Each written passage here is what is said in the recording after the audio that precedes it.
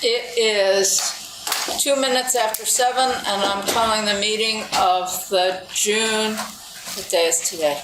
June 21st, 2003, meeting of the Development Review Board to order. I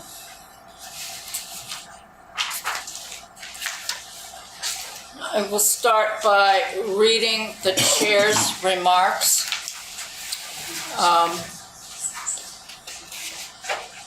Which I read at the beginning of every meeting. At the DRB, we hear applications for land development in the town of Brattleboro and appeals of zoning administrator decisions. Procedurally, the Development Review Board operates on the record. Broadly, this means we take a clear record of testimony from the applicant and any interested parties, and then issue a written decision with our findings. Applicants and members of the public should be aware that as we are on the record, this is your opportunity to comment on and provide evidence relating to an application. Application materials and written testimony are posted to the town website as received. Hearings may be continued at the board's discretion if materially important documents are received after the submission date. In the event our decision is appealed to the environmental court, the court will not take or consider additional testimony at its hearing, but will look at the evidence from this hearing, the regulations, and determine if the evidence supports the findings and decisions of the board. Only interested persons that participate in this proceeding may appeal a decision made by the board, so I strongly encourage all of you to speak up. As we are on the record, I'm going to ask that you affirm your testimony will be truthful. So would everybody who's on Zoom and is planning to testify, please unmute yourselves. If you don't take the oath, you can't testify. Is everybody unmuted? Can you move the screen a little bit back? Yes, so I can see people. You don't. Is that good for everybody? That's good for me. Yeah. Okay. Is everybody? Wasn't there somebody on Zoom who was Jan Smith. going to testify? Well, okay. And everybody here in the room who's going to testify, please stand. If you're going to say anything, you need to stand and take the oath. Okay. I hereby affirm that the evidence I give in the cause under consideration shall be the whole truth and nothing but the truth under the pains and penalties of perjury. Please respond by saying I do. I do. I do. And you can mute yourself again. Applicants require a majority vote of the full board to succeed. That's 4 votes out of 7. You may notice that we only have 4 people seated at the table, but we have 3 members online. So we have 7 people. After taking, if we don't have a full board present to hear your application, then we will consider a request to continue your application to the next meeting. And that's not the case tonight. After taking testimony, the board will close the public hearing and may vote on your application. The board will issue a written decision within 45 days of the close of the hearing. While we may vote on an application, it is the written decision that controls the timeline for appeal. It should be noted that the town of Brattleboro is a party with an interest in land development applications. The town does not have a special status before this board. Documents provided to the board by the town planning department, town attorney, or other town departments will be considered in exactly the same way as information from the applicant and all other interested parties. Can I get a motion, please, to approve the minutes of the May 17th meeting? A motion that we approve the minutes for the May 7th, 17th meeting, 2023. Is there a second? I'll second it. Did you get that, Brian? Okay. It's been moved and seconded that we approve the minutes of the meeting of May 17th. I will call the roll so it's easier to keep track. Catherine. Aye. Allison. Here. Tim. Here. Aye.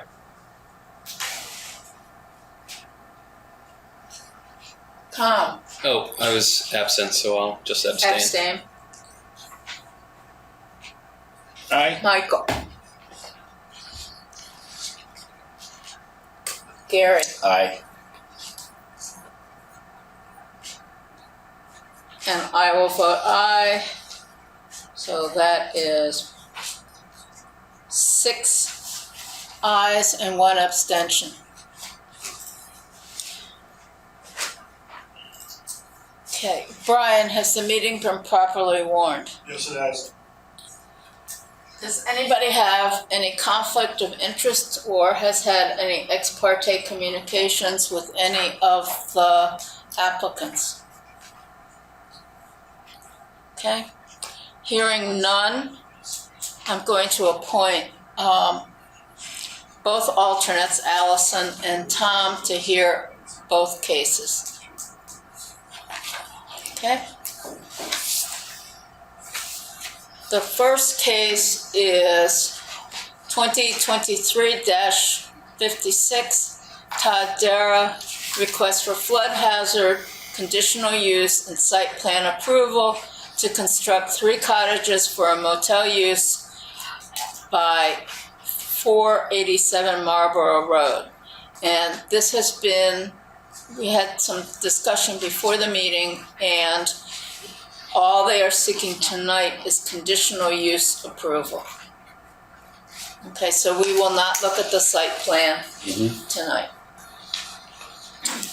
So who is presenting?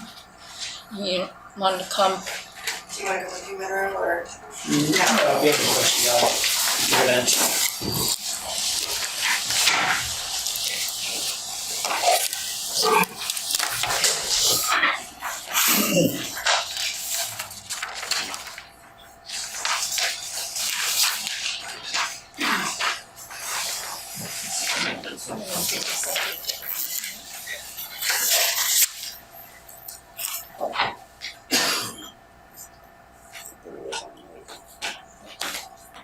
Can you introduce yourself and talk about the need for conditional use approval?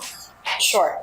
My name is Robin Sweetapple. I'm working with Phil Savoy and Monroe Whitaker on this project.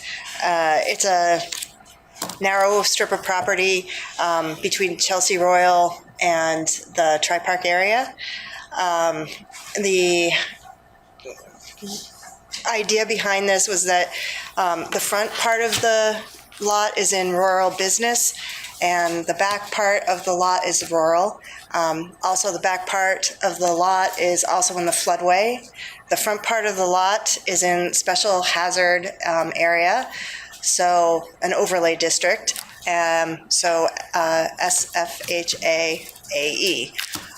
for all of that means. So basically, you have to keep the first floor and any utilities, any place where you'll have people 1 foot above the base flood elevation. So that was the sort of general idea. The owner of the property, his idea was to put 3 cottages that would work as a motel. And if you look at the town plan, it fits within what we've written for the rural business area, that it's a transitional between the more rural parts and the business center. So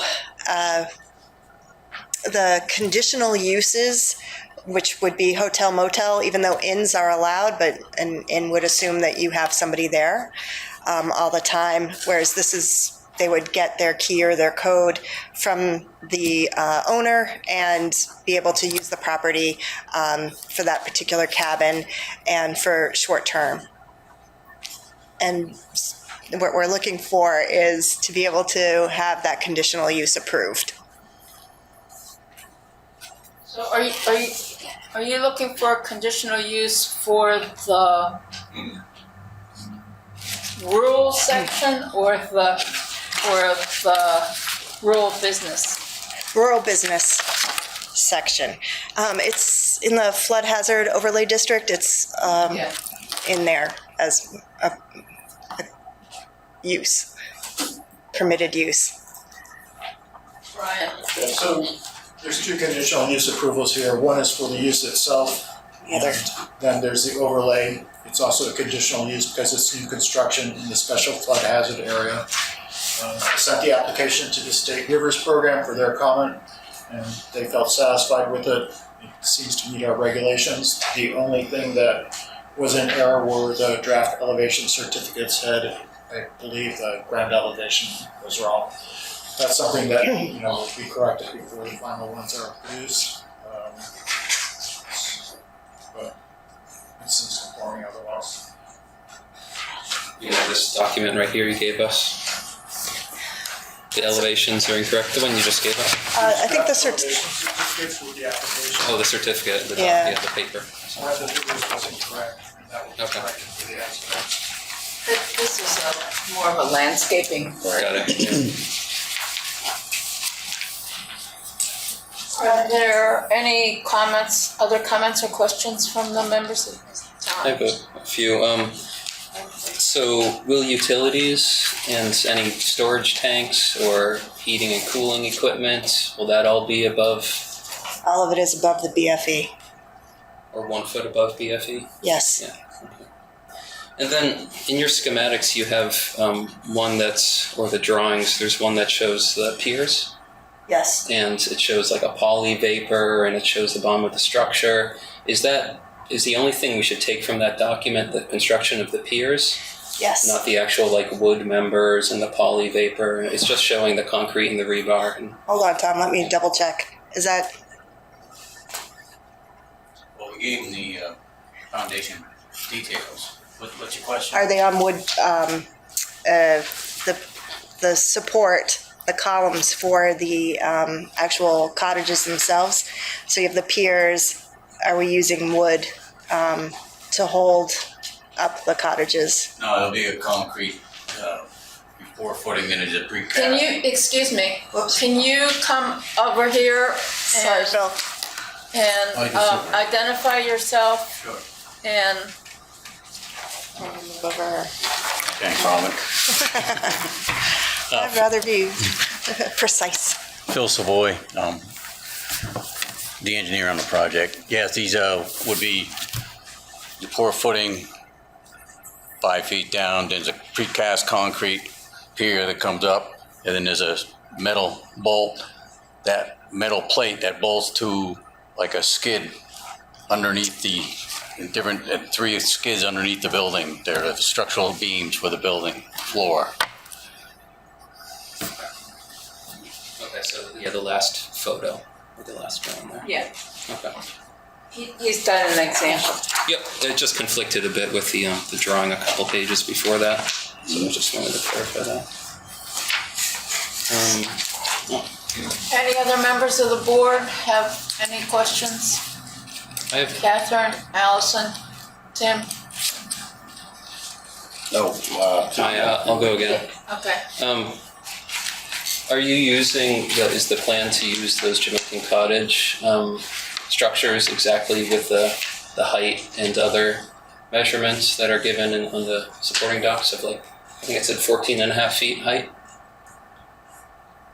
yes. Okay. Yes. Plus maybe 2 feet or something because it'll be above. We're gonna be talking about the actual site plan Oh. next time. We're only doing conditional use Oh, okay. tonight.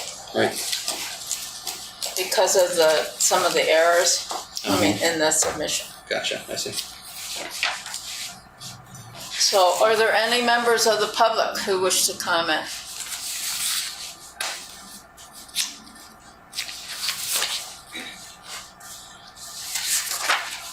Okay.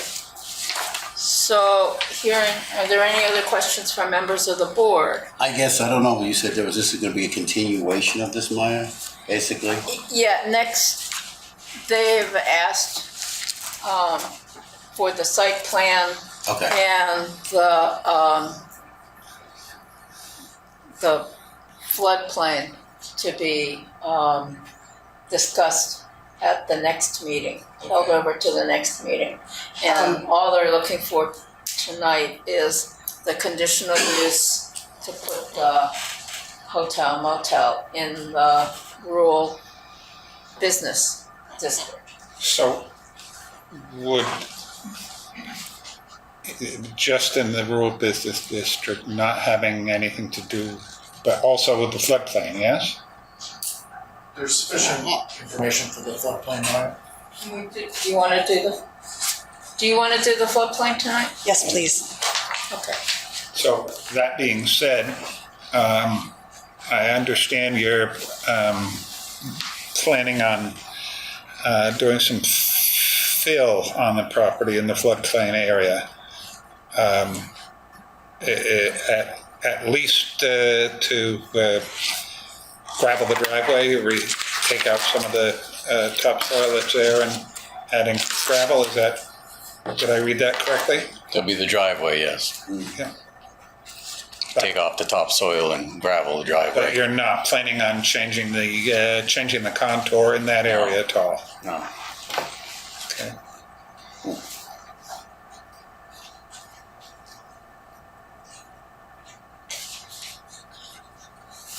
Where would you get the fill from?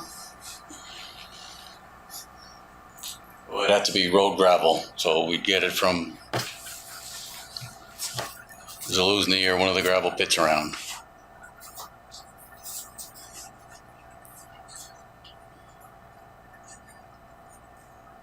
Any other questions from members of the board? So the I don't have conditional use. Were you gonna say something? No, he said something. I said I don't have anything for these two uses. I don't know whether we should vote on them separately. So, technically, the use of off-site fill is not a permitted use in the floodway. It's gonna increase in fill, so if the ground elevation is being maintained, that's still conforming. Even if they're using gravel from off-site?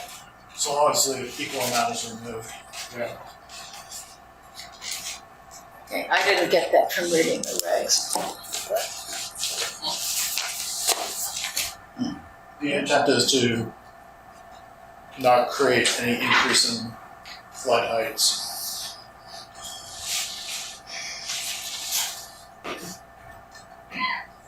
Can you point us to it, Maya? Yeah. I'll try to find it. I guess in the meantime, is there a better aerial view we can look at? I'm just looking at this, and I know where Chelsea Royal's at.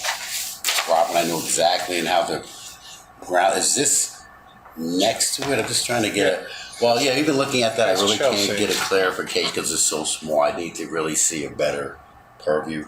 I usually go on site to look at stuff, so I just need to get a better. Well, we have the site plans, but we're not reviewing those Right, until we can get the building. So I'll probably color. have to take another peek. Okay. All right, 'cause now I have this. It's the covenant to the right of the It was Chelsea in Royal. chapter 250. Yes, Yeah. it's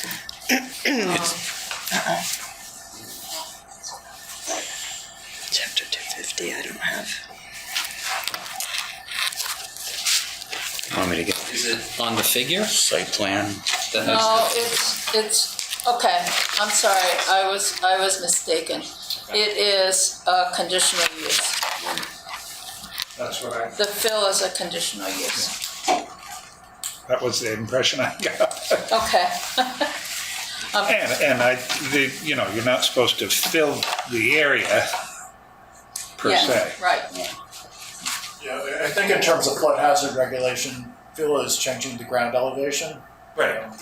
In this case, they're going to be removing an equal amount, so there won't actually be any change. Yeah, Okay. so maintaining the existing contour and just graveling the driveway, Yes. basically.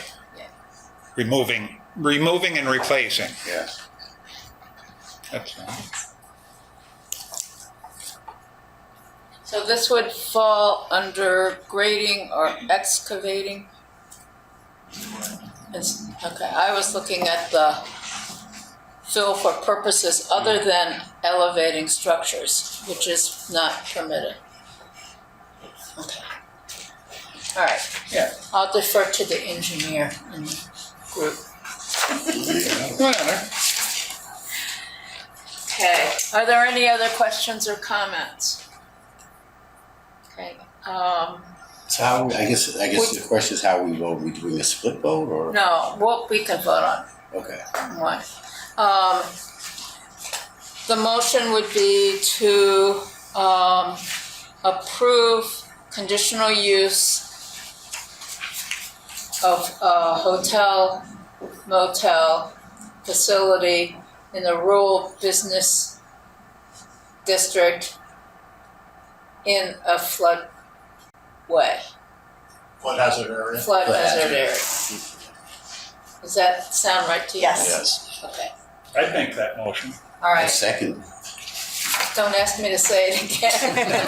You did very well, I thank you. summed it up for You just want to confirm that there's no members of the public who. Yeah, I did once before, but does anybody have any comment or any questions from the audience? No. No. Okay. Catherine, did you have a question? We're not voting yet. I thought we were voting. No, I haven't called for the question yet. I was asking whether anybody else had any comments. We're checking No. Zoom land to see if any hands are up. Right. Okay. I'm not going to try to repeat the motion, but I think we all know what it is, right? Absolutely. Okay. Now you can vote, Catherine.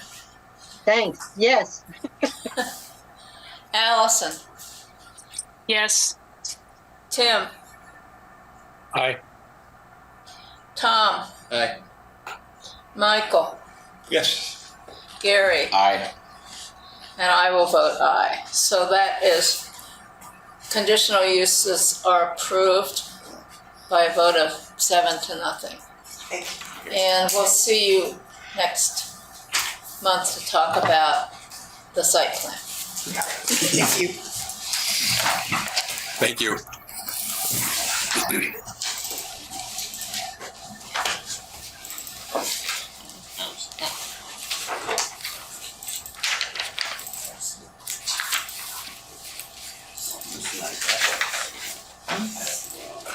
Okay, the next case is 2023-58, Burton Holdings, mixed-use district, request for subdivision, conditional use and site plan approval to demolish a restaurant and car wash, adjust parcel boundaries, build a car wash with site improvements at 201 and 209 Canal Street.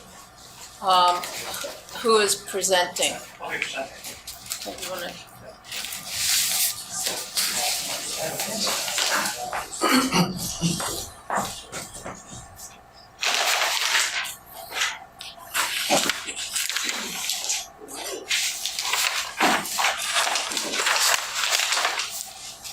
Okay, so hopefully we can work out this visuals here.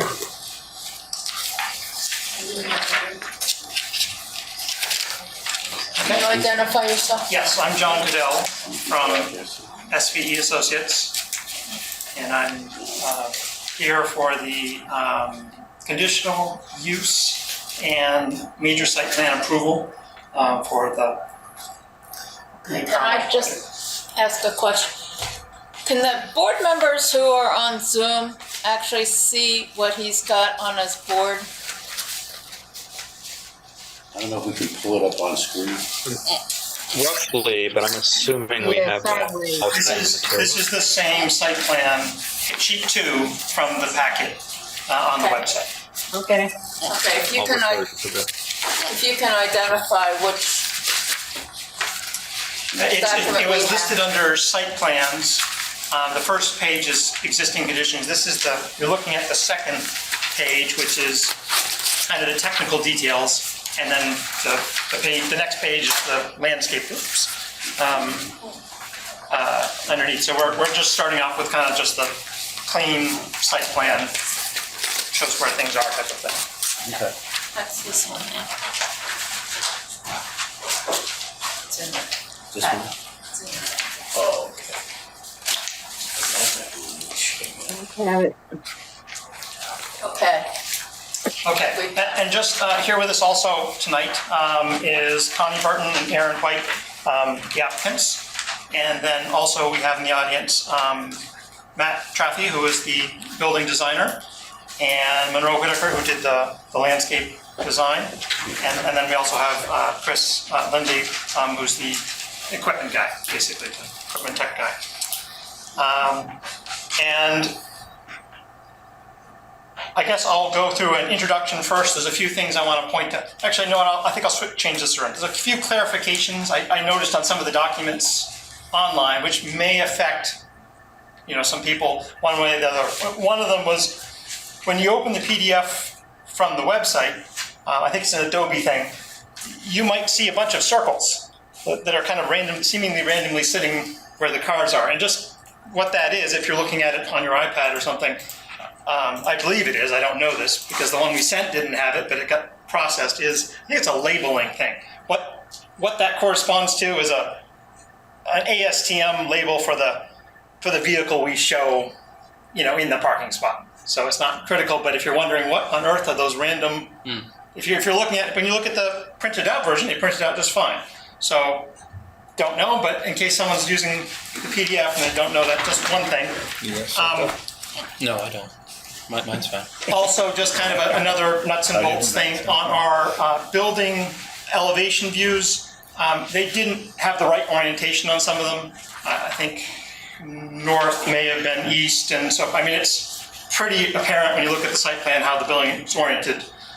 And if there's any question, we can go through that. But they weren't. North was off on just the elevation labeling of things. Doesn't really change things, I don't think, too much.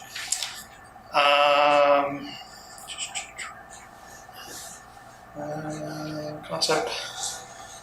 Oh, and then lastly, under the, I think it was titled the building plans, there was another site plan kind of tucked into that set that it was actually like a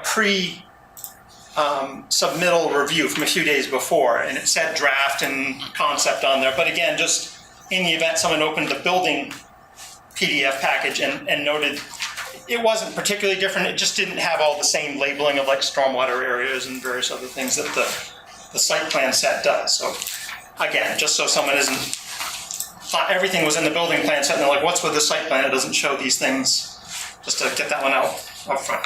Okay, so then our project. Again, kind of as described. Catherine?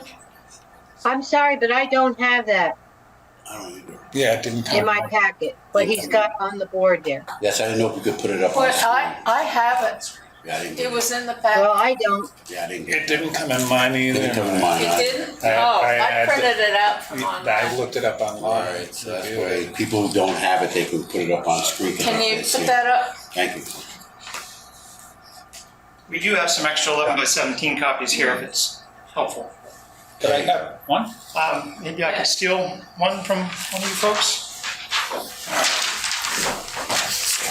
Yeah. I used the applications and written testimony link. So that's, thank you. Has my red note saying those dots are labels on there, but. And certainly if you need more copies, I could even probably give you a full-size sheet if you want to lay it right out. But, So can everybody see that now? well, there you go. That's modern technology at work. Okay, Catherine? Yes. Okay. Okay. So, Tearing down here, I guess we do need to, we're going to tear down the existing car wash building and the restaurant that is there, which is kind of over in this southern corner of the lot, just to give to give more space, because the current car wash has a long, thin lot, and it's a tunnel type car wash where you kind of come to one end and you can run a lot of cars through, but it's long and skinny, where now we have a proposed 4-bay car wash. So remove the old building, remove the remove the restaurant structure, and then we're proposing a new car wash, kind of what's more typical and current. 4 bays. There is a upstairs office on the front, and then a central equipment room, which will also have a smallish office space for the attendant that's on duty, and if someone that's pulling up has a question or needs to talk to the attendant, that type of thing. Traffic flow all basically comes and goes similar to the existing car wash, coming in this north end of the site, and we have a long counterclockwise route, which is, you always try and choose that just because the driver's visual is the best on the left-hand side of the car. You're not looking over the hood, type of thing. But the site just happened to work out for us that way. And then with traffic flow going to vacuum stations and or then to a stacking lane that wraps around the outside, where cars would wait, and then as the bays open up, they would go through. And then in terms of circulation, there's also the option for either, people in the vacuum station can either pull in and back out. There's a 2-lane, 24-foot plus wide lane going this way, or they can also just follow the inner lane and curve around, that way. So that's just sort of the concept of how the traffic is, flowing through that area. And let's see. So that's kind of the overall workings of our structure. I mean, this shape, it's not necessarily typical of a car wash, but that's driven really by the mixed use, where we're trying to meet that balance of blending a commercial type entity, into a residential. So this is kind of formula driven, how we came to these sizes and shapes and so forth. And then, of course, also as part of this, we have, again, kind of page and verse of landscape requirements. There's a number of existing plantings or plants on the north side, pretty robust planting against the far side. A specific area on the southern side where right out of the zoning rule, when your adjacent lot is owned by the same individual, you don't have to provide landscaping on that side. So that's why it is shown as it is shown. And then, carries forth with I guess I could flip the page and show you the landscape plan without shredding my plan. We have a decorative fence in the front, quite a bit of landscaping, in the front, and some larger, trees over on this side. And then also importantly in the back is replacing the existing wood fence with a similar 6-foot tall solid wood fence, which is, aimed directly at, headlights and, trying to minimize impacts flowing off site, type of thing. excuse me, so nothing, the third lot, that's owned by Burton, nothing's gonna happen there? The only thing that's going to happen there is that we're going to remove the pavement and plant grass. Is what's going to happen. And incidentally, just to be clear about that, we intend to follow the existing parcel line, so we aren't looking for a lot line adjustment, with this project. But yes, I think it's predominantly, basically it's a big chunk of pavement right now. And we're just going to tear that up and make it grassed, type of thing, or, yeah. Conservation. Behind the laundromat. Correct. Yes, that's right. This is Bird Street. Oh, I jumped right ahead of where we are in the world, but we are, of course, on Canal Street at the intersection. Laundromat, right, is this building here, and so forth. So, Will you take questions at this point? if everyone's, We will do questions from the audience after the board has had discussion. Okay. I think that's the gist of it. I guess I could point out just a few more things that were in Brian's write-up. Just one of them being snow storage. We call for snow storage, and again, this is why it's important you were looking at this plan, because the other plan didn't have these notes on it and so forth. It's in the site plan package on the website. We have a corner here.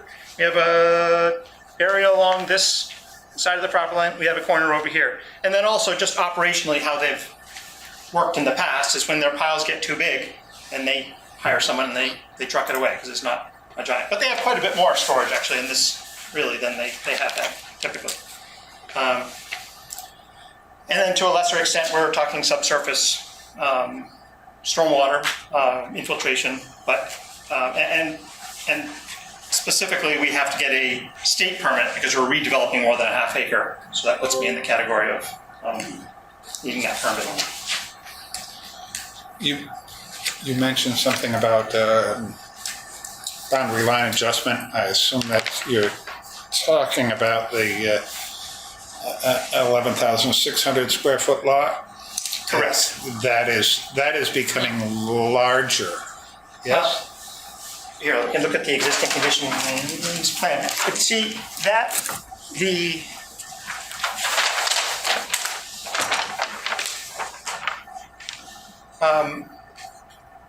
So you're taking the lot that's between those, the extension that goes over to Burge Street is no longer going to be part of the lot we're talking about. yes. Now, I didn't bring a copy of the boundary survey with me, unfortunately. And so I now have to make that question. Fortunately, I think that can be administratively approved if we do a lot line adjustment, but my thought walking in here tonight was that this line actually was this entire parcel this way, but now I question whether I'm mistaken. Well, that's what I was looking at. Right, fair point. We show it as needing to move. Great, yes.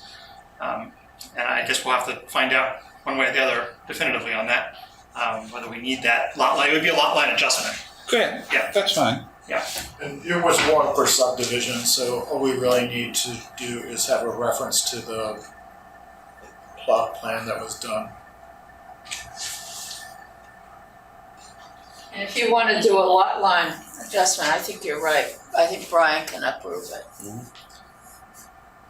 Yeah, unfortunately, I didn't bring that plan with me, but, so that would be an item we'll have to sort out as far as whether or not there is a lot line adjustment required, but, we know we are not looking for a subdivision. Okay. And I think that, without spending a lot of time on more minutia, I think that's kind of the overview.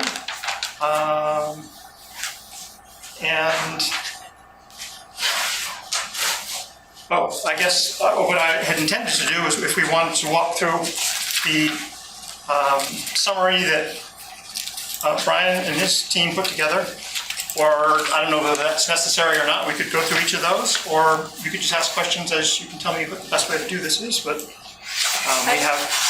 Let's let the board ask questions, and then if you have comment at the end, because we missed something, you can chime in. Good. How's that sound? Okay. Tom?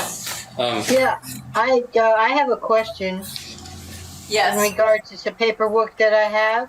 In regard to, it was to be decided the sidewalk along the lot frontage is intended to be retained and reconstructed, but that virtually no pedestrian circulation into or through the lot is anticipated. Said we may wish to ask the applicant an additional clarification of this. Well, Yeah, I can tell you our thought process behind that, kind of what's going on. Of course, we are talking about an automotive use. And, when you create a building, you tend to naturally think, well, of course, we're going to have a little piece of sidewalk in here in the front, kind of connecting to the street. Well, we don't need it in terms of what typically happens. They're talking 2 employees, probably 1 person in the office and an attendant, type of thing. And then also the question is, well, we create this, and then does that create kind of a desire line for people then to, I want to, cut across this lot, and suddenly you've directed people right into where cars are coming all the time. So that was kind of the underlying thought behind it. I mean, of course, it could be done. But that kind of solidly tipped us to leave it more on emphasizing the screening and its use, which is of course washing cars. and you'll still have the sidewalk along Canal. Yes, this is to be rebuilt. Because All the way. that sidewalk that's there now is kind of It's pretty rough. kind of mishmash, isn't it? Yes. It's a Yeah, and little- we're taking it right down to, it shows on the site plan here, right down to the restaurant. 5-foot concrete sidewalk. And you'll just have the one in and the one out as compared to the multiple accesses that go across it now. Correct. Yeah. Traditionally, the car wash didn't have flow in that direction. No, but I mean between the restaurant and. Yes, so for this site, and really, again, largely driven by our obligations for the zoning, in that we have, limits on how much pavement and so forth, all that sort of thing. So yes, 1 in, 1 out in this corner. Yep. Does that answer your question, Catherine? Okay. So some of my questions are about the screening, which you already spoke to a little bit. Some clarifying questions for that. Here, Could you, that plan. you mentioned that the stockade fence, which will be pretty much 100% opaque and about 6 feet high, will be replaced with something similar. Can you point out the extent of it? Yeah, the full length of the lot in the back here. And it is shown, that fencing symbol is, of course, if you don't have it, Yeah. but basically all the way across. Okay. And then down as well? Down the side as well. Okay, so thank you, Monroe. Yes, and it looks like we do show it coming down this side. Okay. And the neighboring property is, So to be clear, it comes all the way down to here, and then stops due to what's existing there right now. is there potential to extend the fence into that vacant parcel? Kind of going further this direction? Right, because there's still a diagonal sight line to residences. Yeah. I don't think there would be any objection whatsoever to making the fence a little bit longer or quite a bit longer over in that direction. I can see that. And the neighboring property right now is residential of a sort? What is that a social services business or? You have Wyndham and Windsor, I think there, you have Brown and Roberts. Brown Roberts is. Brown's Brown Computer. Yeah, Computer. is back. Brown Computer is on Birch in the back. Right. The one on Canal Street as well on the right. I don't know, oh, Do we know? Food Works, no, I don't think it. Anyway, that's something Well, it's one of I the- should have looked up. But It is a business. Hospice. It's an office. okay. It's an office. This here is an office. Okay. And on the plan, it says there's existing evergreens.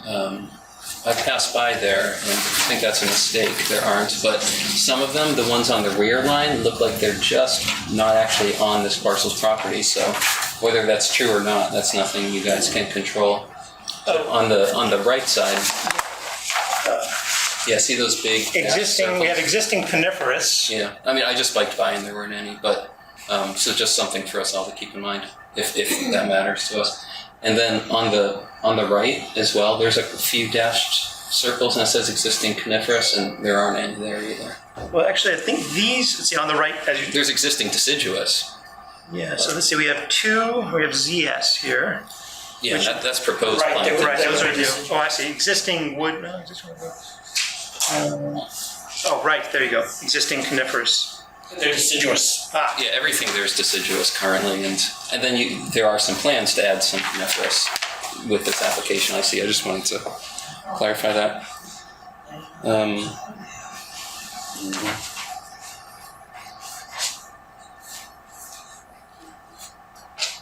I have some other questions, but I'll pause for Does now. anybody else from the board have any questions? Tim? I had a quick one. Go ahead. You hear me? Or? Yeah. Yes. Okay, just want to make sure. Can you just confirm that the entrance and the exit are both Canal Street, sort of right next to each other would that be like a swale in between? Or a median between the two. It's a divided entrance, but Median. yes, that is the case. Entrance and exit are only on Canal Street. Okay. So in essence, the extra parcel doesn't really pertain to much with this project except for the fact of lack of a need for boundary plantings and fences, etc. Correct. I'm familiar with the other Burton car wash and how things stack. I know stacking lane is considered going in to the car wash or the self-serve bays or whatever as it comes out.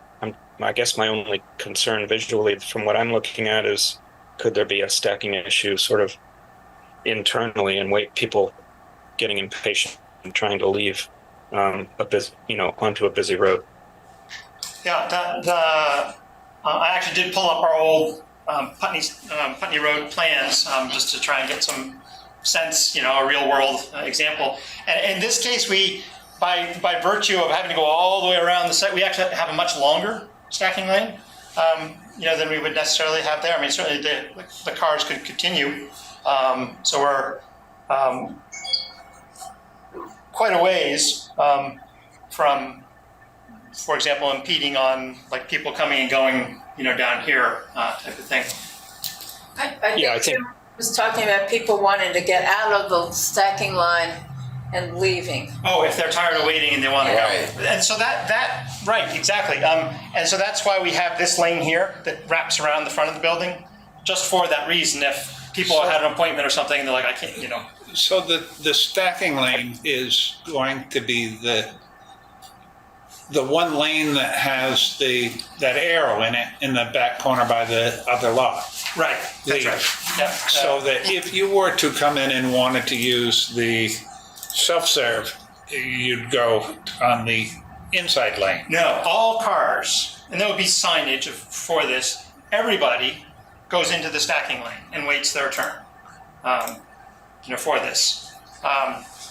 We don't have, two, that's for cars waiting for the, Because it looks as if you've got two lanes there. we do have two lanes, but the inner lane is to maintain, if there's an emergency or for someone that uses a vacuum and pulls out and wants to go around. So this is supposed to be a free-flowing lane, open. Okay. Not two lanes of stacking. We have one lane of stacking. Right. So, but if somebody pulled in and said, "Oh my God, this is going to take me 3 years," Right. he can He keep going and move around and leave. Right, correct. I think that's Yeah, Tim. Just for clarity, I appreciate that aspect of it too, but my question had more to do with the fact that you've got at least two auto bays and maybe a self-serve that are exiting and attempting to exit all at once with a very short distance to the exit. So what I'm saying is, like, as people are done with whatever they're doing, they're trying to exit and it's creating an internal problem.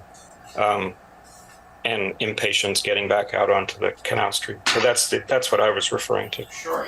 And I can see Aaron wanted to make a comment about that, but just from my standpoint, the thing that takes the most time, of course, is the washing aspect of it.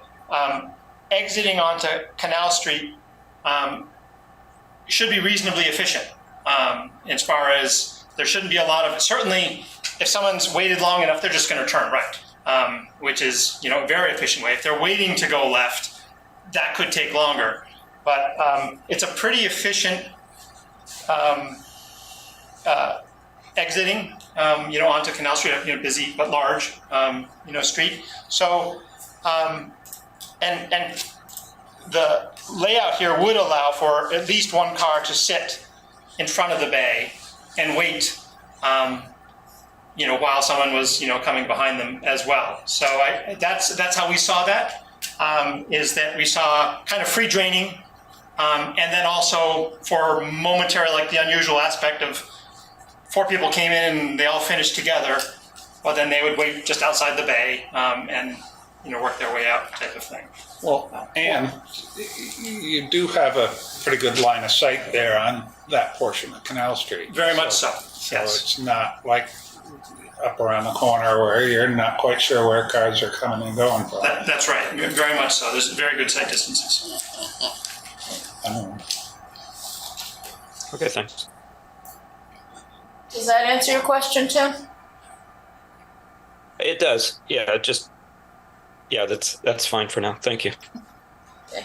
I have a question about your equipment bay. Is that, I assume that's all internal and not going to be like noisy and stuff to Correct. surrounding places? I'm not a car wash engineer, but pumps and mechanicals and so forth. Maybe Aaron would comment one way or the other about what happened. If you want to comment, you've got to identify yourself and come to one of either the table or that mic there. Yeah. Yeah. So, Thank you, sir. yeah. My name's Aaron Smith. I work at Burton Car Wash. All the equipment is going to reside inside the building, so it will be well muffled. And it's not particularly noisy, the Outside of the building, no. Right. Anything else? Any other questions about the equipment? Okay, General questions, though. thank you. Yeah.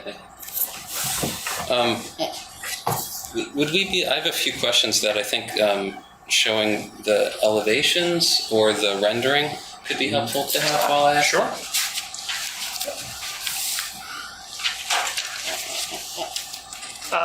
Street view. I'm looking at the mixed-use district's building standards, and there's a few things that pop out for me there. Oh, that rendering has the fence. Great.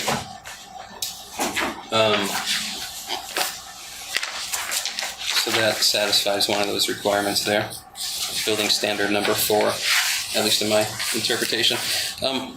One other requirement is that a bay of a building, the frontage of the building facade, a bay must not exceed 40 feet in width. I believe your front is 67 feet. Oh, no, before you break it up, right? Isn't that the case? Before you provide... Building facades must be composed of bays that incorporate visible changes, blah, blah, blah, blah, blah. Yeah, each bay can't be more than 40 feet until you add something that, breaks it up. Like windows and stuff. So, Oh, okay, Windows break fenestration. up a bay? I don't know. I thought bays were had differing distance from the front line. Kind of sounds that way, but The professionals may know the terminology of what a bay is. I mean, our staff. I mean, It may be defined in the land use regs at the end, I don't know. But I think our understanding was that dormers seem to satisfy the spirit of the requirement, although it would also be reasonable to interpret it as needing some change in depth along the facade. But I think we were the dormers were the perfect.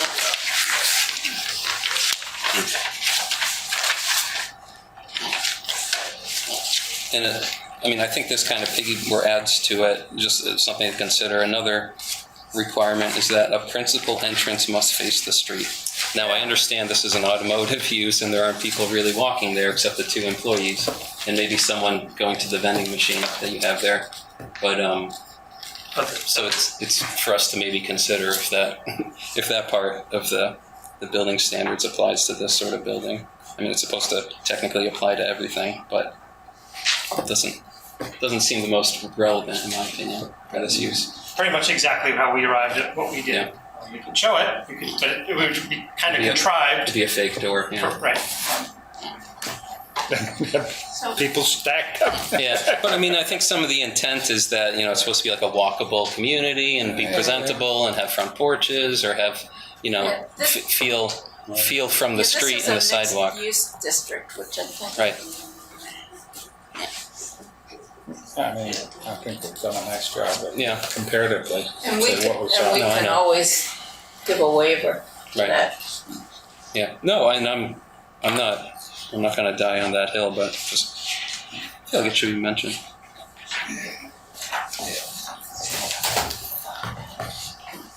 But with signs and lighting, they said in the application that they're working on that, and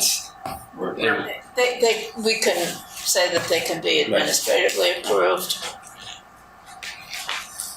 okay, and we'll get to that towards the end when we make the motion.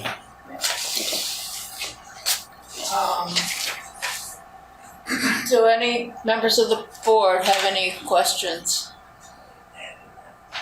Allison, Catherine? No? No, I don't have any. Tim's good? No, I don't have any. What? You have a question? No, she said no. No. No, I'm sorry, I was muted. I answered you, but I just shook my head. Okay, any other members of the board have any other questions? Okay, members of the public. Yes, you are to come to that mic in the center, identify yourself, say where you live. This one here? That one right there. Identify yourself, right, just stand right there. That's a mic. No, Just stand he's right asking there. who first. Who goes first, I guess? Yeah. I guess you're here, so I will go. He's with you, there. I guess. Everybody will get a chance to speak, so don't be upset about the order. I'm a property owner right behind Your name, sir? Bob Leach. I own the property at 80 Brook Street, just right behind the restaurant now. All right. I've owned that property for about 50 years. Been very good neighbors with the owners of the restaurant for most of that time. The last 10 years, there's been a major problem every time there's a significant rainstorm. They wind up creating a lake right at the back of that lot. That lake, once it's full of water, forms a little river that runs right through my lot. And every time it does that, why, it digs holes around my foundation, fills my cellar with water. There's a storm drain back there, right at the line, or just on the restaurant side of the line, property line, that has been full of silt for the last 10 years. So the water comes down, forms at that lake, or forms at that spot, does not have a drain to use anymore, so it runs through my lot.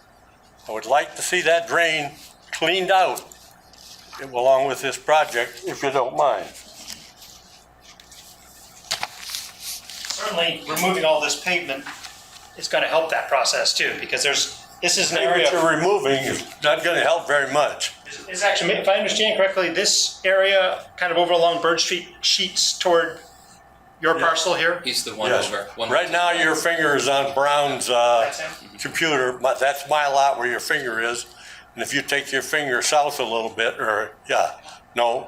excuse me, east. Take it east a little bit from my lot. Yep, over in here, so right here you get a ponding sort of thing? Yeah. The pond is actually pretty much on your property, but some of it is under the fence and onto my property.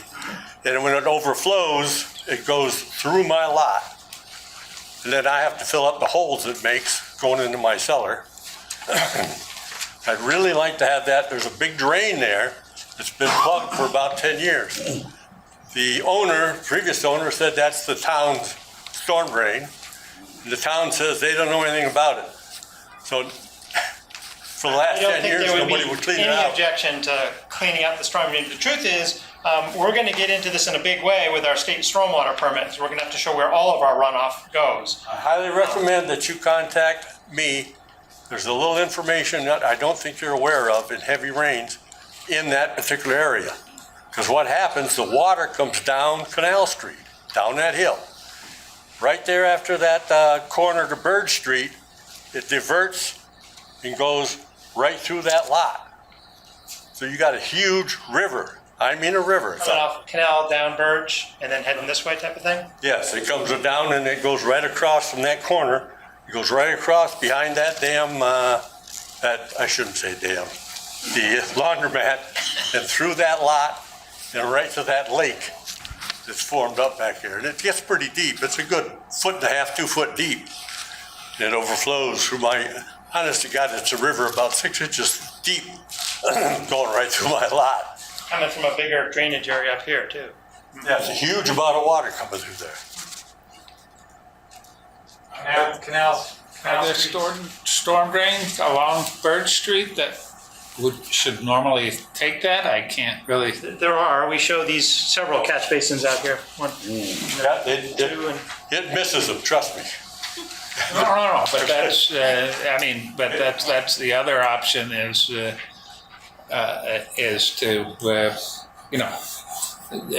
berm the edge of that other property a little bit to keep the water into the storm drains. Ironically, there's a storm drain right in front of, just on the north side of Bird Street there, on Canal.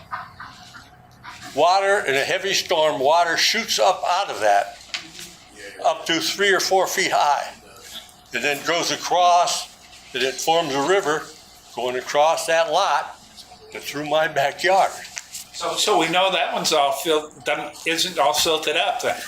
I got a feeling, this is just speculation, I heard that Burton had a tendency when they mucked out to dump it in the storm drain right in front of their shop. Don't know if that's true, that's just a rumor I heard. And I got a feeling if that was happening, it might have been plugging up the storm drain right at that area with a huge silt load coming out of the car wash. But that's just speculation from rumor I heard. But regardless, it's not staying in the storm drain anymore. It's shooting right out of that storm drain in front of what used to be a Sunoco station and running right across that lot. And the storm drain at the corner of that lot is no longer a storm drain. It's full of dirt.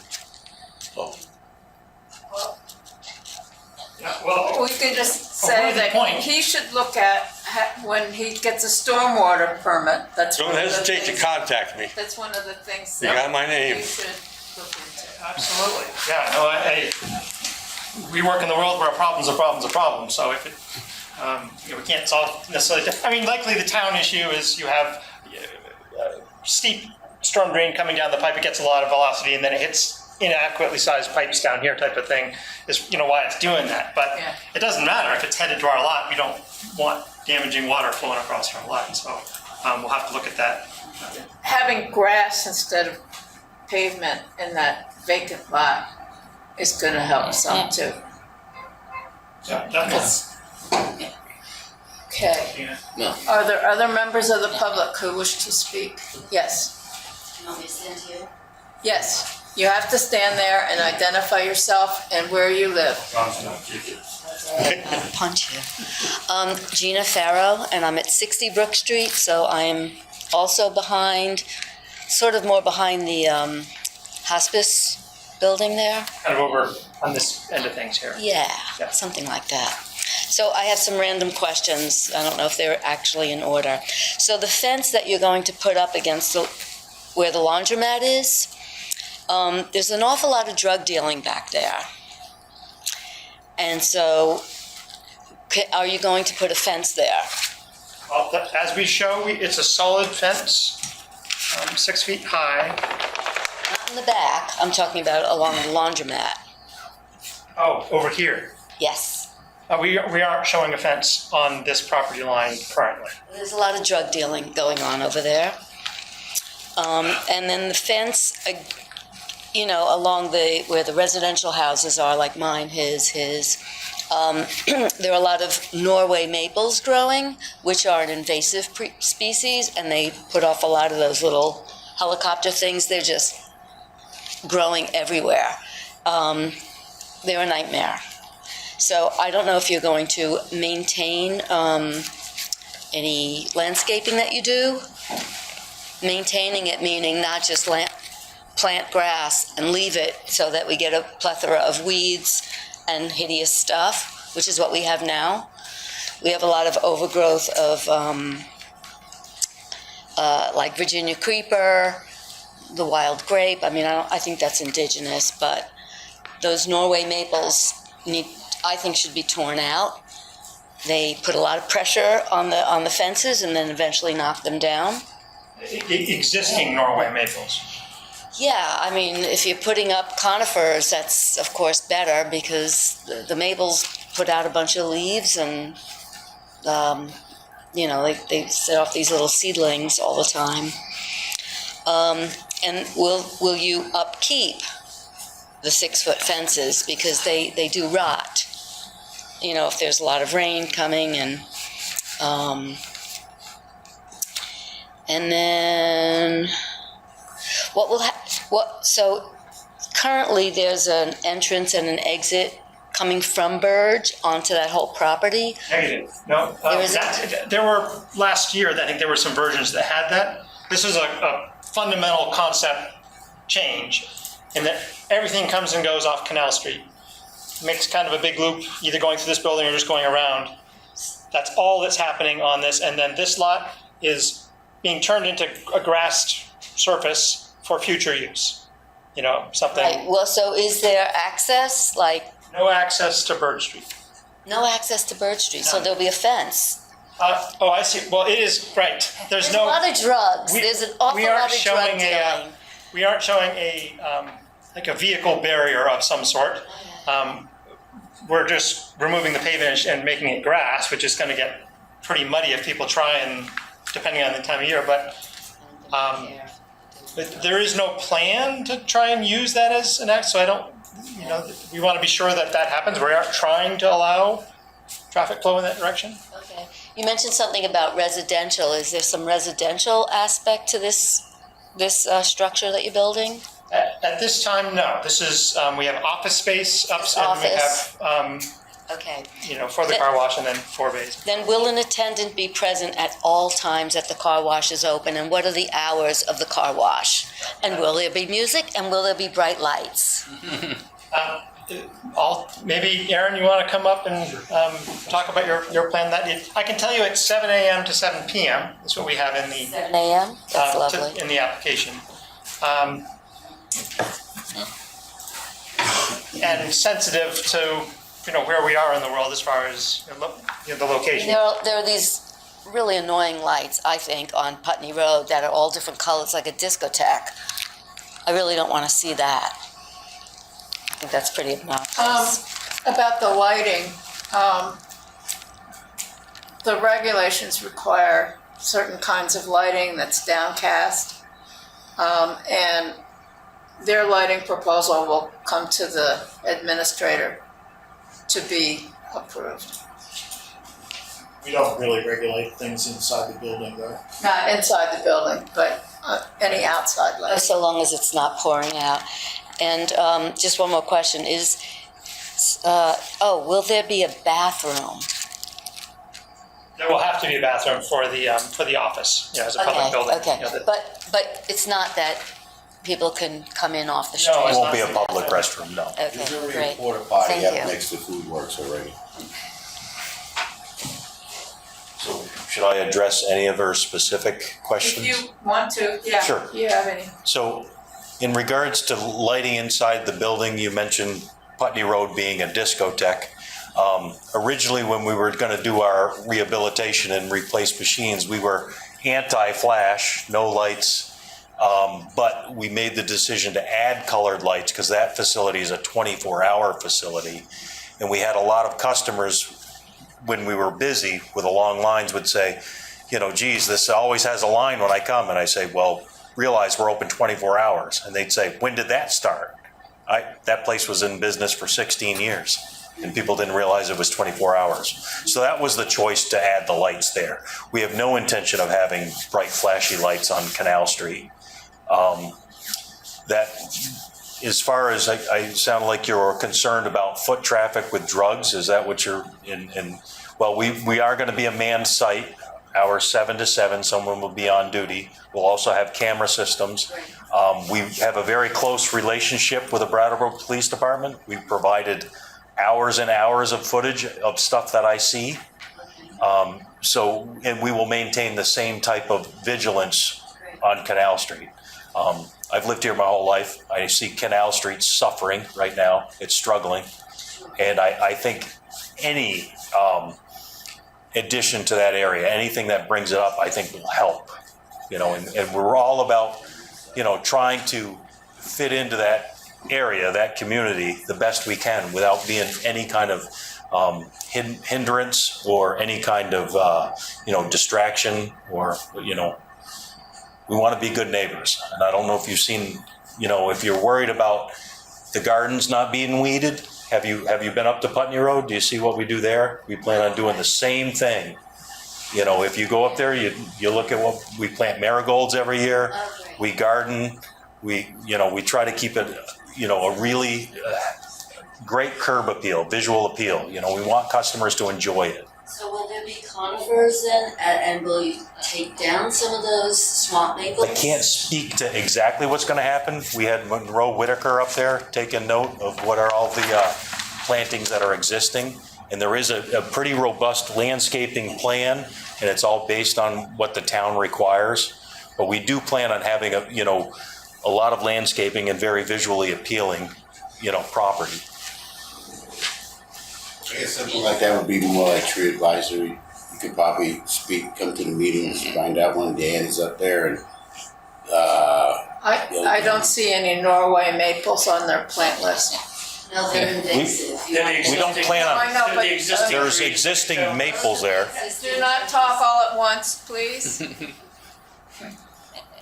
Thank you.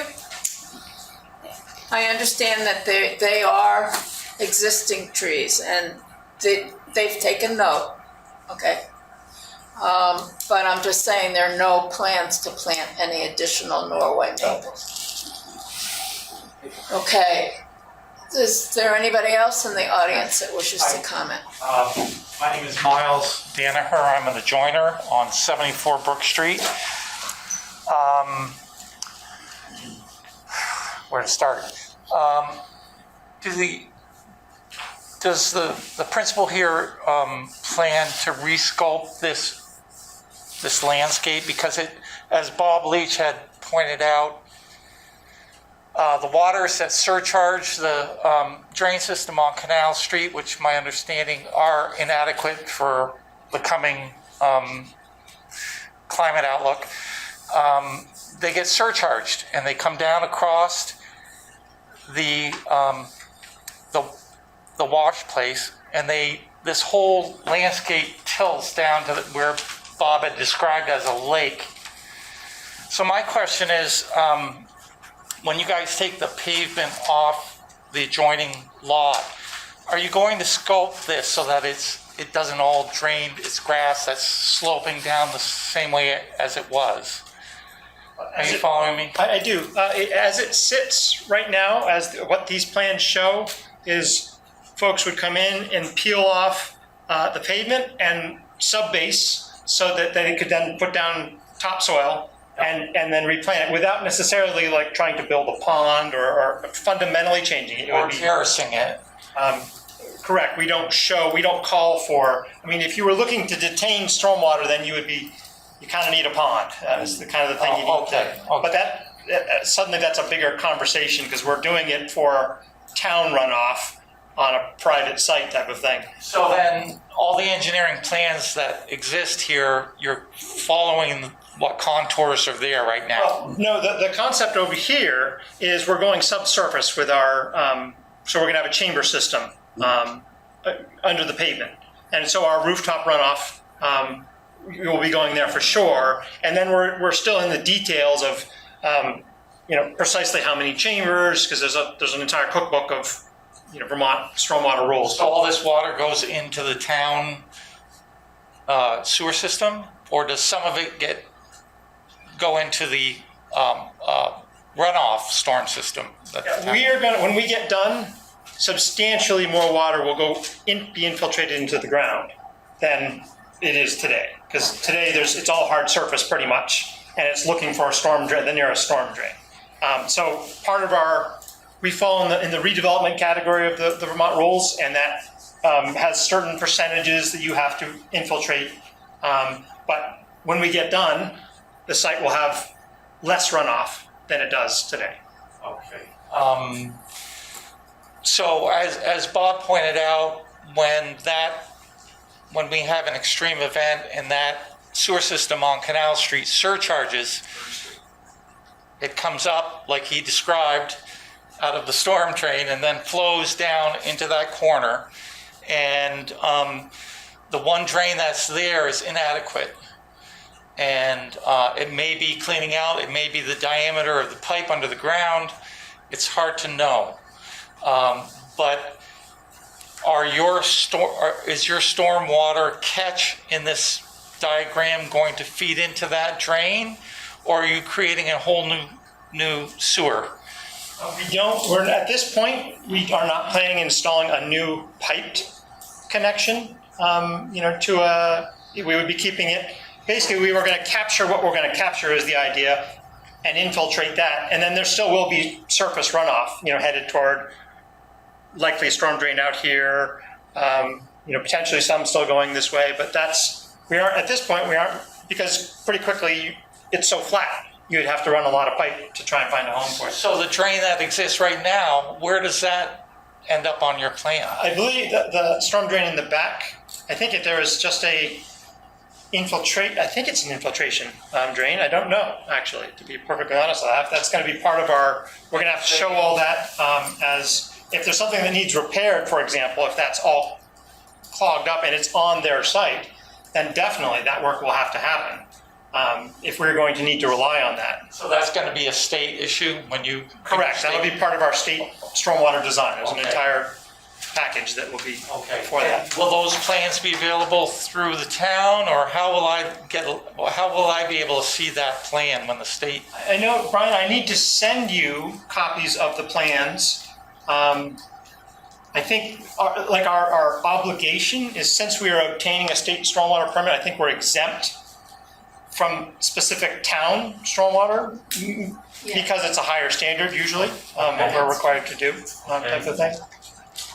But you are required to notify abutters, aren't you? I expect it'll be under the general permit, the 3-9050 general permit.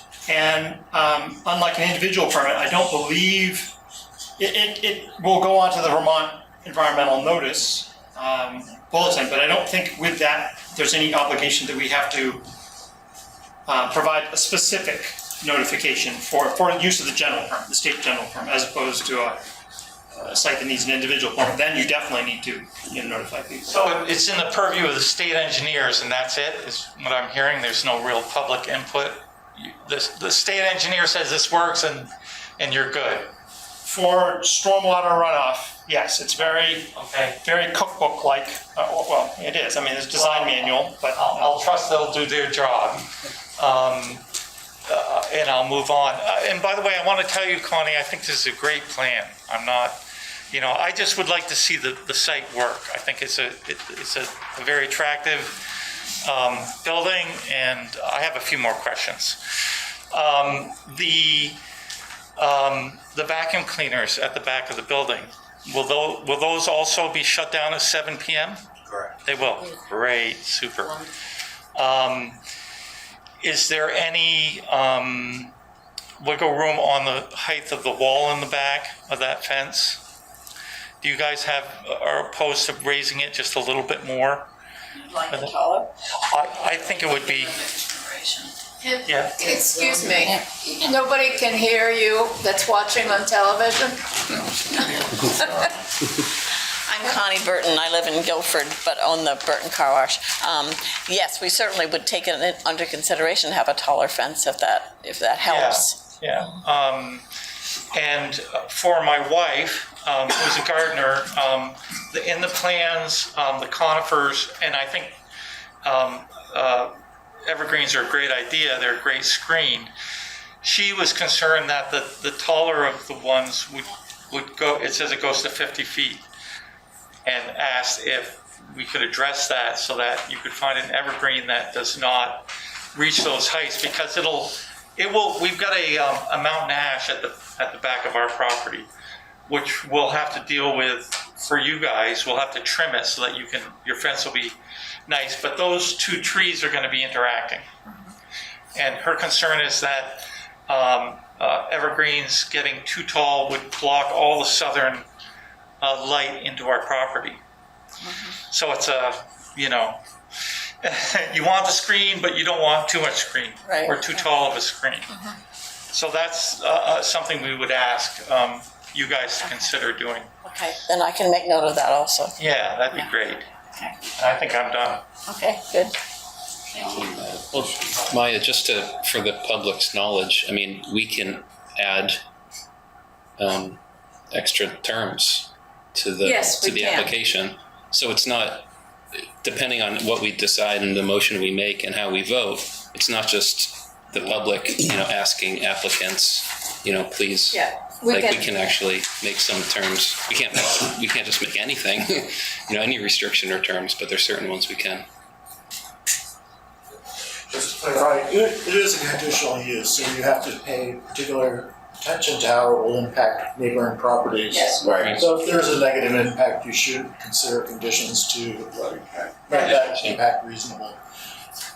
Caution though on the stormwater issues, it's pretty clear that the town system is failing, and it's not the responsibility of any private property owner to correct the public system. So while they'll definitely need to take care of their own stormwater and repair any elements that are silted in, it's really on the town to correct our system. I live on a street that has the same issue. So it's a question of the age, I think, of the sewer system in Brattleboro. Is there somebody on Zoom that had a question? Yeah, I have one.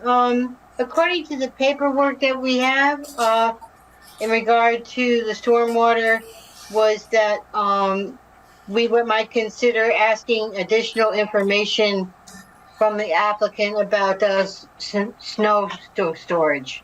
I think we already talked about that. He said that they had places on the property where they were going to push the snow, and if it got to be too I must have missed it, sorry. If there were going to be too much snow, they would have it hauled away. Is that correct? That's what he said. Okay. Was there somebody else on Bill? Zoom? Bill? Yes, hi. Thank you so much. My name is William Craig, and I'm the owner of 68 Brook. So I'm just lining up with my neighbors here.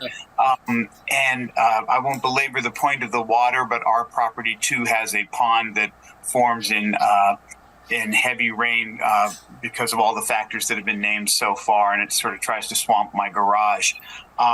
So we're all hoping that the solutions here do something to mitigate that problem. We didn't get a specific answer about music. It's very reassuring to look at the rendering of the building and realize it doesn't look very disco, which is great.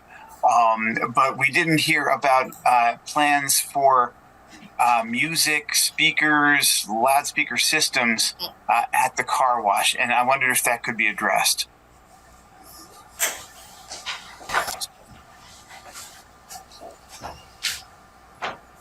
So in anticipation of trying to be a good neighbor, Connie and I have already had a conversation about music. We won't have any PA system or loud music. We're even going to post signs at the vacuums that say no music. That way we don't have to worry about somebody coming in and saying, that's too loud, that's, well, I was here the other day and somebody else was playing music, so it's just gonna be no music. Thank you. Yeah, you're welcome. That's really reassuring, because it is such a residential neighborhood, and we got kids with early bedtimes and all kinds of things. So that's really nice to hear.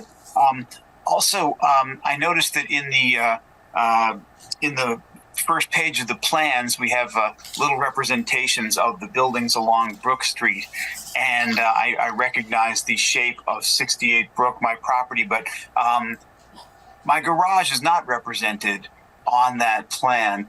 And along there, and my garage is really the structure that would be most affected by plantings, trees that would overhang it. It's very close to the property line that we would share, and so I was kind of hoping that when it comes time to place those trees, you might be willing to consult with the neighbors about the distancing and type of those trees. I had the pleasure of working with Connie about a tree that affected both our properties just a couple of years ago. And so we already have experience with how that garage very close to the lot line and other outbuildings for neighbors are affected by the trees that are close to that line. And I hope maybe we can collaborate on placements when it comes time to put those trees in the ground. I guess the one thing on that is we are plan driven. So specifics about what change we would make, because we're obliged to follow this landscape plan in terms of what it is and where it is. And we're required to put quite a bit in there. So suddenly there's, placement matters as far as fitting all things in a way that makes sense, kind of thing.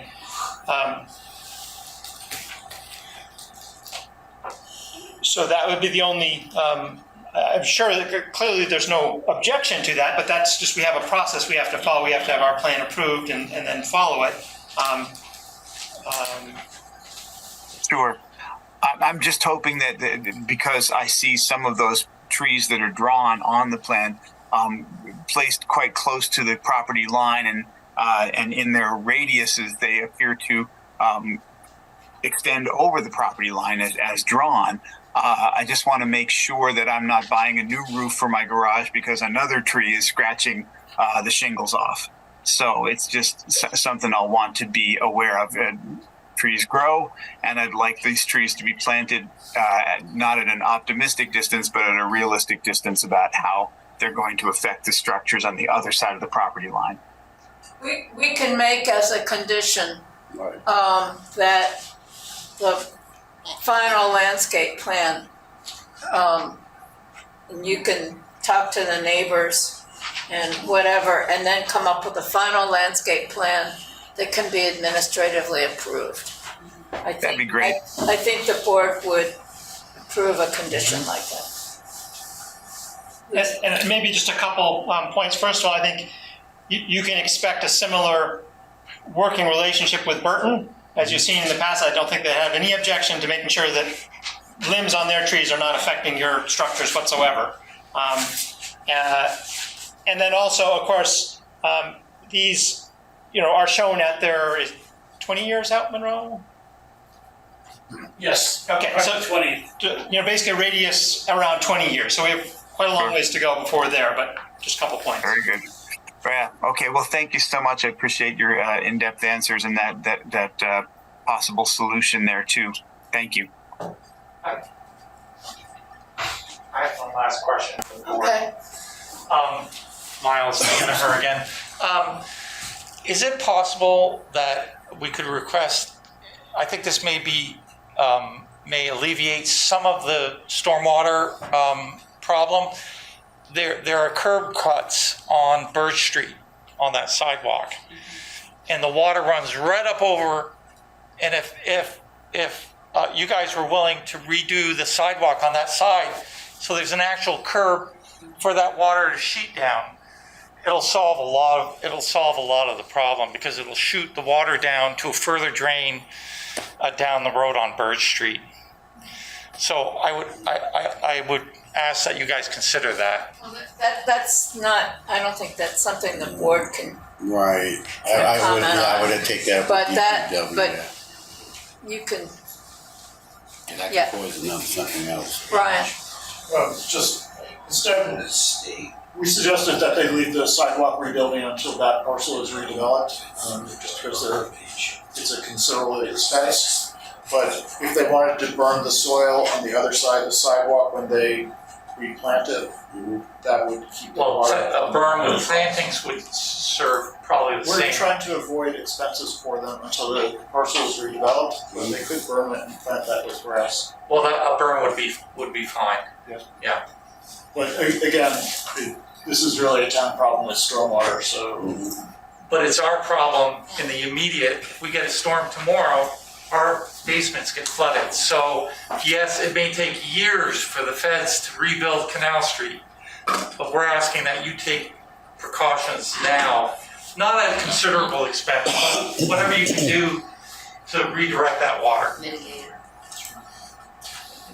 well, I think they've heard your suggestion, and it's not an issue that the board is going to deal with at this point. If I It's can not on just, the to be agenda. clear, On the record, that's all I want. to be clear, to the extent that we raise the elevation of the front of this lot a little bit, such that water headed this way, that would be helpful.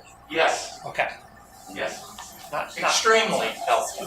So that would be one of the good neighbor things that we like to hear about. not a heavy lift there, really. Okay, great. Okay, are there any other comments or questions? I Anybody don't know if from the that's board? Bill has his hand up. No, Allison, Tim, Oh, okay, it is. Catherine? I just wanted to speak briefly to my son. My 5-year-old son's a big fan of the discotheque on Putney Road. Inside the thing, there's a lot of lights, but certainly it shouldn't affect neighbors. So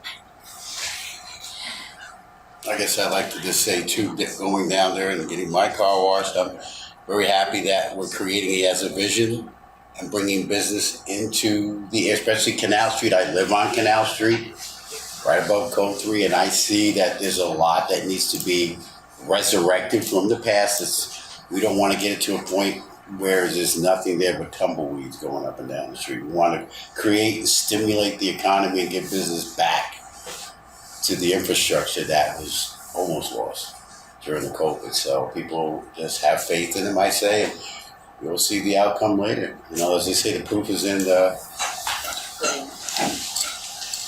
Okay, so are we ready for a motion? I'm ready. Anybody have any other questions, comments?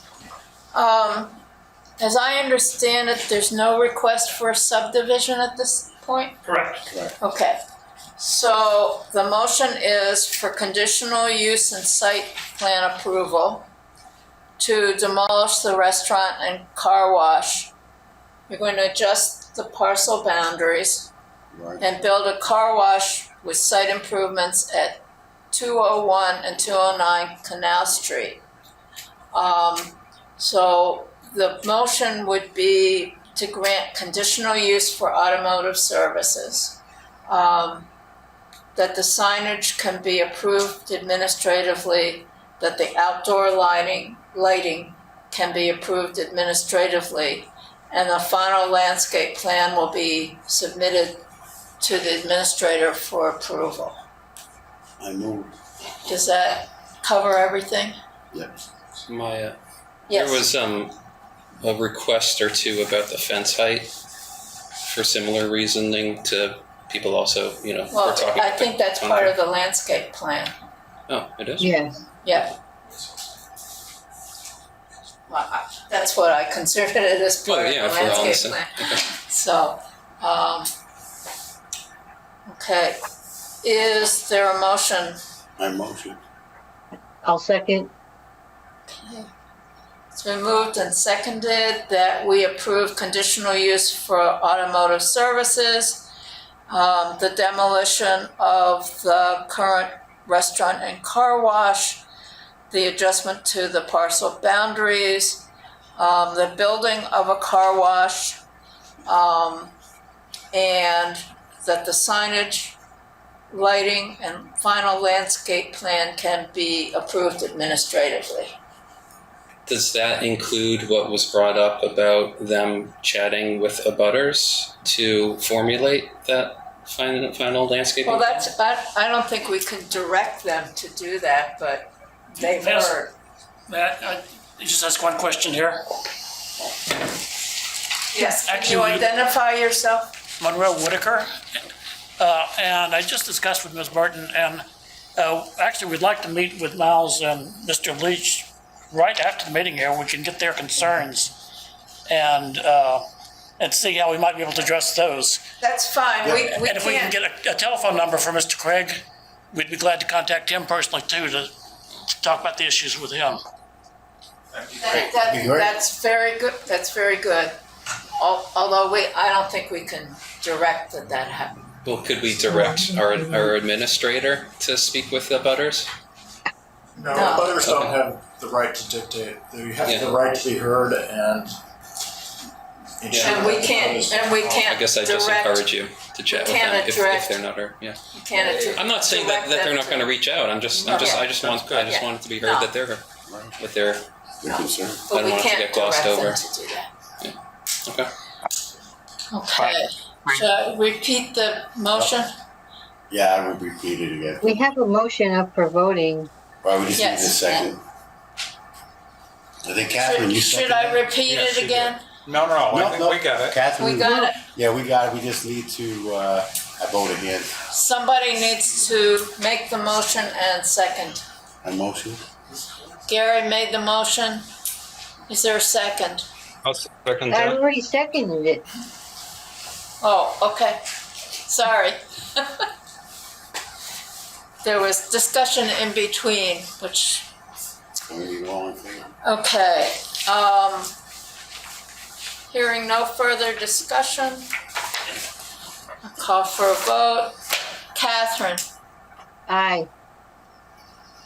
Allison, Aye. Tim, Aye. Tom, Aye. Tom, Mike? Mike. Aye. Sorry, it's getting late or something. Gary? Aye.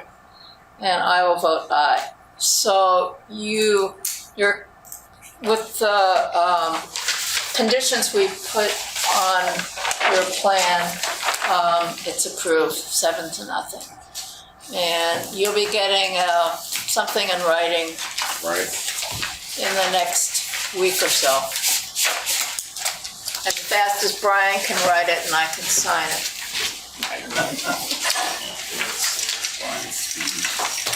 Okay. Is there any other business?